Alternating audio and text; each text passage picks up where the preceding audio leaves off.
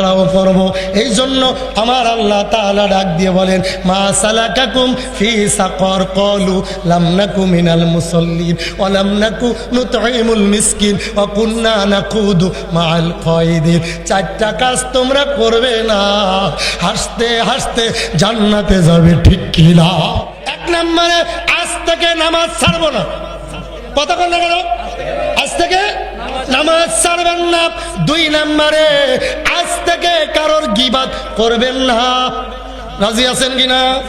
তিন নম্বরে আজ থেকে আপনি আমানতের খেয়ানত করবেন না। সমাজে এমন হাজি সাহেব আছে, ভাতিজারে দেখতেই পারে না, ভাই মারা গেছে ভাতিজার জমিনটা লিখে দেয় না, এইভাবে মারা যায়। আপনারা বলেন এই লোকটা যদি জমিন ফাঁকি দিয়ে মারা যায় তাহলে জান্নাতে যাবে না জাহান্নামে যাবে?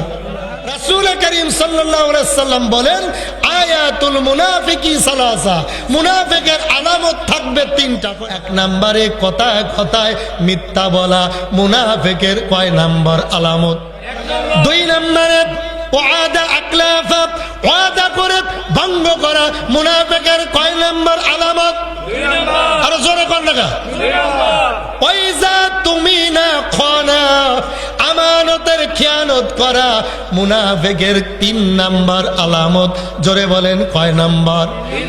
আমাদের এই দাউদকান্দি থানা কুমিল্লাতে এমনও হাজি সাহেব আছে, মেয়ের সম্পদ ছেলের নামে লিখে দিয়েছে। এমন হাজি সাহেব দুই একজন আছে না নাই? কথা বলে কেন?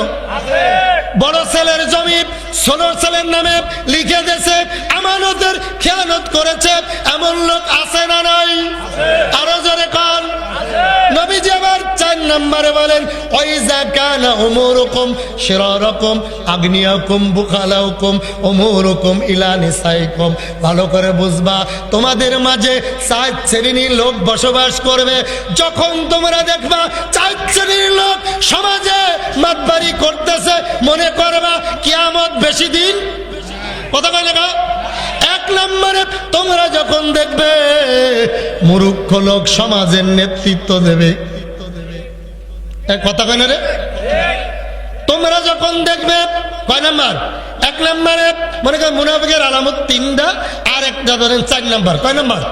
4 নম্বরে এমন একটা জামানা আসবে তোমাদের মাঝে উম্মত মূর্খ লোক মুরগি চুরি করছে, জিনাখোর অশিক্ষিত মূর্খ সমাজের নেতৃত্ব দেবে। তখন মনে করবা কোনো দোয়া কোনো ওয়াজ মাহফিলে কাজ হবে না। ওয়াজ মাহফিল প্রতিদিন হয়, মসজিদের জুতা চুরি বন্ধ হয় না। কথা বল না কেন? নবীজি আমার বলে 5 নম্বরে, কয় নম্বর মুখস্থ করতেছেন?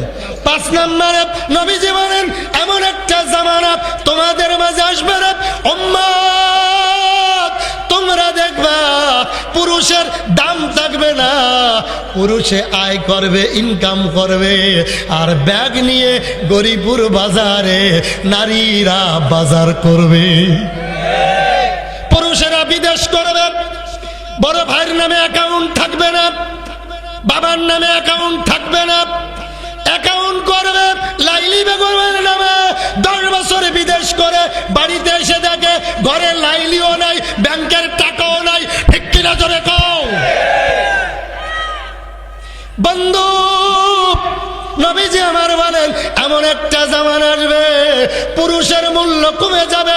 দুধ বাজারে মহিলা, কাপড় বাজারে মহিলা, মাছ বাজারে মহিলা, ডাইনে মহিলা, বামে মহিলা, পিছনে মহিলা। ও মা, উপরে চাই দেই ছাদে আরো 3টা। কথা কয় না রে? ঠিক